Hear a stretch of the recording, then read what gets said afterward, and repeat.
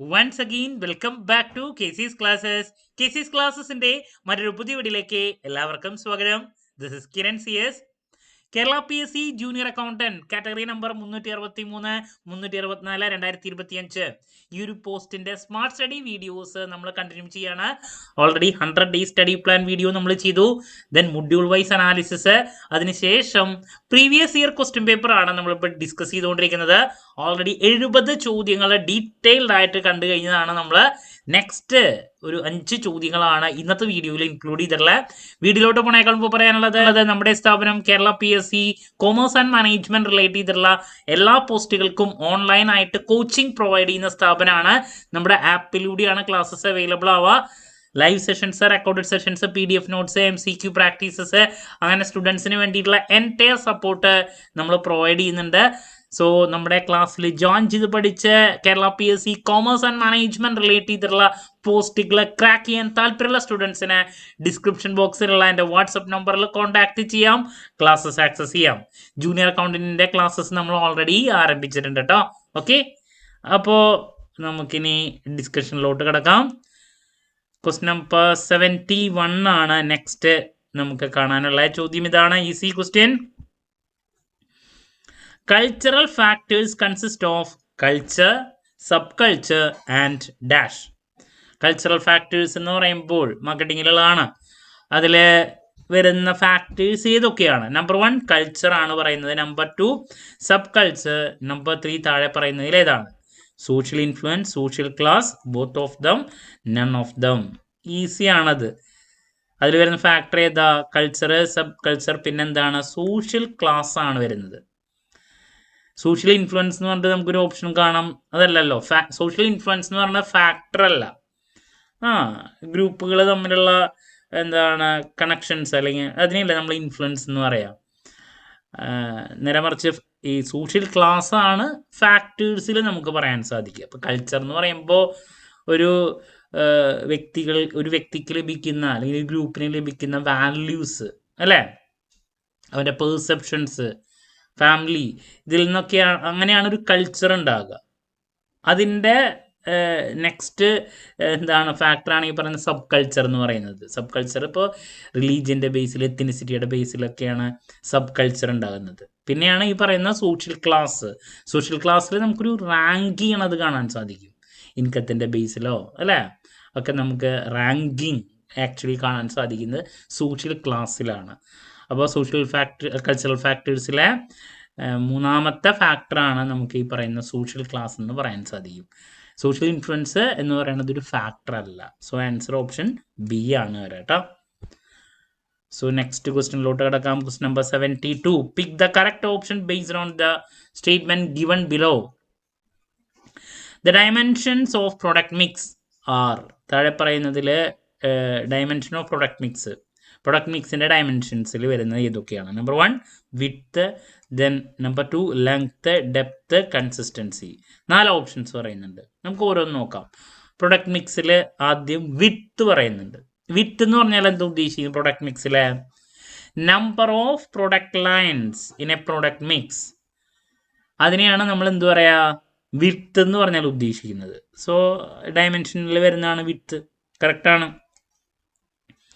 Then next പറയുന്നുണ്ട് length എന്താ ഉദ്ദേശിക്കുന്നത്? പ്രൊഡക്റ്റ് മിക്സിലെ number of items in all product lines, across all product lines, അതിനെയാണ് നമുക്ക് ലെങ്ത്ത് എന്ന് പറയാൻ സാധിക്കുക. Number of items across all product lines. അപ്പോൾ അതും ഡയമെൻഷൻസിൽ വരുന്ന ഒന്നാണ്, കറക്റ്റ്. ഡെപ്ത്ത് എന്ന് പറഞ്ഞാൽ എന്താ ഉദ്ദേശിക്കുന്നത്? Number of versions of each product, number of versions of each product, അതിനെയാണ് നമുക്ക് ഡെപ്തിൽ പറയാൻ സാധിക്കുന്നത്. ആൻഡ് ഫൈനലി കൺസിസ്റ്റൻസി ആണ്. കൺസിസ്റ്റൻസി പ്രോഡക്റ്റ് ലൈൻസ് എത്രത്തോളം ക്ലോസ്ലി റിലേറ്റഡ് ആണ് എന്ന് പറയുന്നതാണ് consistency. How closely the product lines are related എന്നാണ് കൺസിസ്റ്റൻസിയിലൂടെ പറയുന്നത്. അപ്പോൾ ഈ 4 എണ്ണമാണ് പ്രൊഡക്റ്റ് മിക്സിൻ്റെ ഡയമെൻഷൻസ്. ഈ 4 ഉണ്ടെന്നുള്ളതാണ്, കറക്റ്റാണ്.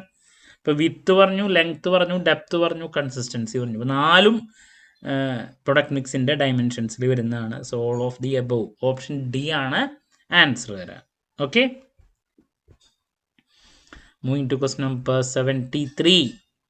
Which of these statement is correct about investigation versus auditing? Investigation versus auditing. ഇതിൽ താഴെ പറയുന്നതിൽ ഏതാണ് correct statement? Number 1, auditing is done by qualified chartered accountant, whereas for investigation no specific qualification is required. എന്ന് പറയുന്നത് correct statement ആണ്. ആദ്യത്തെ correct ആണ് കേട്ടോ. ചാർട്ടേഡ് അക്കൗണ്ടന്റ് ആണ് ഓഡിറ്റിംഗിൽ വേണ്ട, ഇൻവെസ്റ്റിഗേഷൻ അങ്ങനെ ക്വാളിഫിക്കേഷൻ വേണ്ട. ഇനി ബാക്കി താഴെ പറയുന്നത് നമുക്ക് നോക്കാം. The person entrusted with the work of audit is called auditor. Then the person entrusted with investigation is called checker. അത് തെറ്റല്ലേ? ഇൻവെസ്റ്റിഗേറ്റർ എന്നാ പറയാം ഇൻവെസ്റ്റിഗേഷനിലുള്ള, ചെക്കർ എന്നല്ല. അത് തെറ്റാണ്. In both cases of audit and investigation prima facie evidence is considered. അത് തെറ്റാണ്. ഇതിലൊക്കെ ഡീറ്റെയിൽഡ് ആയിട്ടുള്ള കാര്യങ്ങൾ വേണം. ഇൻവെസ്റ്റിഗേഷനിലൊക്കെ ജസ്റ്റ് ഇത് മാത്രം പോരാ, പ്രിമാ ഫേസിലുള്ളത് മാത്രം കൺസിഡർ ചെയ്തിട്ട് മുന്നോട്ട് പോകുന്നതല്ല, ഡീറ്റെയിൽഡ് കാര്യങ്ങൾ വേണം. അതും തെറ്റാ. Preparation of audit and investigation report is not done in a prescribed form. ആ ഒരു സ്റ്റേറ്റ്മെൻറ്റ് ശരിക്കും പറഞ്ഞാൽ ഒരു പരിധിവരെ കറക്റ്റാണ്. എന്ന് പറഞ്ഞാൽ ഒരു പ്രിസ്ക്രൈബ്ഡ് ഫോം വേണ്ട. ബട്ട് ചില ഓഡിറ്റിങ്ങിൽ സ്റ്റാറ്റ്യൂട്ടറി കാര്യങ്ങൾക്ക് ഒരു ഫോമാറ്റും കാര്യങ്ങളൊക്കെ ഉണ്ട്, സ്റ്റാറ്റ്യൂട്ടറി ബേസിൽ കാര്യങ്ങൾ ചെയ്യുന്നതിൽ. സോ അതിൻ്റെ ബേസിൽ വേണമെങ്കിൽ നമുക്ക് പറയാം ഇത് തെറ്റാണെന്ന്. ഓഡിറ്റിങ്ങിൽ ചില ഇതിൽ മാത്രമാണ് അങ്ങനെ ഒരു സ്റ്റാറ്റ്യൂട്ടറി റിക്വയർമെൻറ്റ്സ് വെച്ച് ചെയ്യുന്നതിൽ മാത്രമാണ് ഒരു പ്രിസ്ക്രൈബ്ഡ് ഫോമായിട്ട് വരുന്നത്. എന്തായാലും ഇൻവെസ്റ്റിഗേഷൻ ഒരു പ്രിസ്ക്രൈബ്ഡ് ഫോമാറ്റിലല്ല ചെയ്യുന്നത്, ഓഡിറ്റിൽ ചില ഇതിൽ മാത്രമാണ് വരുന്നത്. അപ്പോൾ ശരിക്കും കറക്റ്റ് ഇതൊരു പരിധിവരെ കറക്റ്റാണ് നമുക്ക് വെക്കാൻ പറ്റുന്ന ഒന്നാണ്. ബട്ട് ആക്ച്വലി നമുക്കൊരു കറക്റ്റ് ആൻസറിലോട്ട് പോകുമ്പോൾ എ തന്നെയാണ് പെർഫെക്റ്റ് ആയിട്ട് നമുക്ക് പറയാൻ സാധിക്കുക. പലപ്പോഴും ചില ക്വസ്റ്റ്യൻസിൽ നമുക്കൊരു അല്ലേ അങ്ങോട്ടും ഇങ്ങോട്ടും ചെയ്യാൻ സാധ്യതയുള്ള ഓപ്ഷൻസ് അവർ ഇടാറുണ്ട്. ഇതിൽ ആൻസർ വരുന്നത് ഓപ്ഷൻ എ ആണ് കേട്ടോ. രണ്ടെണ്ണം കൂടി നോക്കാം. Minor's income is club to. മൈനറുടെ ഇൻകം താഴെ പറയുന്നതിൽ എങ്ങനെയാണ് ക്ലബ് ചെയ്യുക? ഫാദറിൻ്റെ ഇൻകം ആയിട്ട്, മദറിൻ്റെ ഇൻകം ആയിട്ട്, father's income or mother's income whichever is greater none of this. ഈസിയാണ്. മൈനർ ഇൻകം ക്ലബ് ചെയ്യുന്നത് ഫാദറിൻ്റെയോ മദറിൻ്റെയോ ഇൻകത്തിൽ ആർക്കാണോ കൂടുതൽ ഇൻകം ഉള്ളത് അവരുമായിട്ടല്ല ക്ലബ് ചെയ്യുക. സോ ഓപ്ഷൻ സി ആണ് ആൻസർ വരിക. ആർക്കാണോ കൂടുതൽ ഇൻകം അവരുടെ ഇൻകം ആയിട്ടാണ് മൈനറുടെ ഇൻകം ക്ലബ് ചെയ്യുക.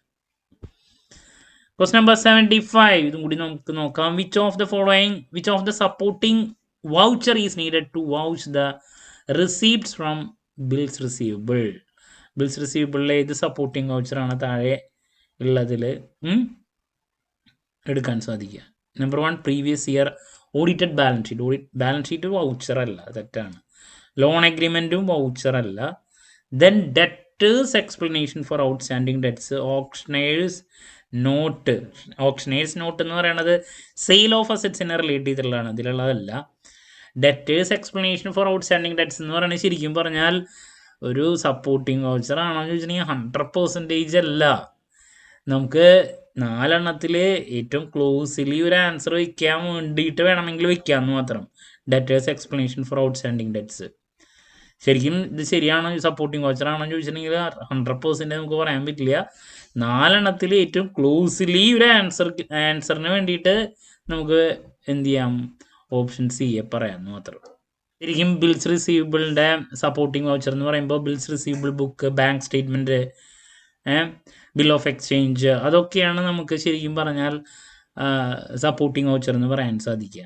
അപ്പോൾ ഇതൊരു പരിധി വരെ ക്ലോസിലി വയ്ക്കാൻ പറ്റുന്ന ആൻസർ ആയതുകൊണ്ട് അത് വയ്ക്കാം. സോ ഓപ്ഷൻ വേറെ നൺ ഓഫ് ദിസ് എന്ന് പറഞ്ഞിട്ടൊന്നും തന്നിട്ടില്ല. സോ ഓപ്ഷൻ സി ആയിട്ട് നമുക്ക് പറയാം കേട്ടോ. So that's about question number 75. അപ്പോൾ 5 ചോദ്യങ്ങളാണ് നമ്മൾ ഡിസ്കസ് ചെയ്തത്. ക്ലാരിറ്റി കിട്ടിയെന്ന് പ്രതീക്ഷിക്കുന്നു. സോ നെക്സ്റ്റ് വീഡിയോയിൽ നമുക്ക് അടുത്തൊരു 5 ചോദ്യങ്ങളുമായിട്ട് വീണ്ടും കാണാം എന്നുള്ള പ്രതീക്ഷയോടെ നിർത്തുന്നു. This is Kiran CS signing off. Have a nice day. Thank U.